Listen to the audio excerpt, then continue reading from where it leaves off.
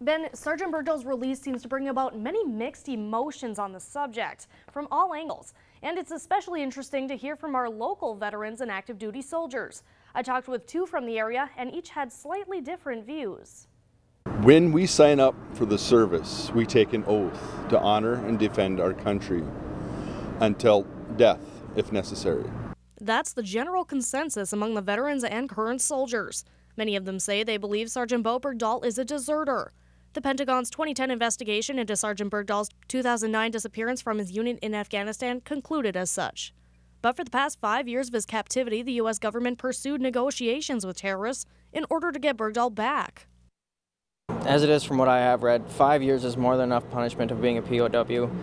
I'm sure they'll want to do UCMJ action and do disciplinary action against him, but I think he's already suffered enough. He should just be able to get reintegrated and be back with his family after so long. Bergdahl was released from captivity over the weekend, but his freedom came with a hefty price tag, the exchange of 5 terror suspects who had been held at Guantanamo Bay. Bergdahl is recovering in a German military hospital. The 5 terror suspects are in Qatar.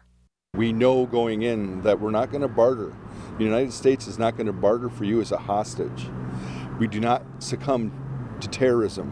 When you start to succumb to terrorism, you weaken the nation as a whole. Now the world sees that, hey, they negotiated for this guy. I know we're not supposed to negotiate with terrorists of any kind, but he was the only POW we've had, and you want to get everybody home no matter what.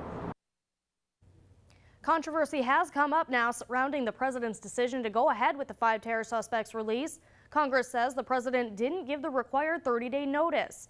The detainees must stay in Qatar for at least a year.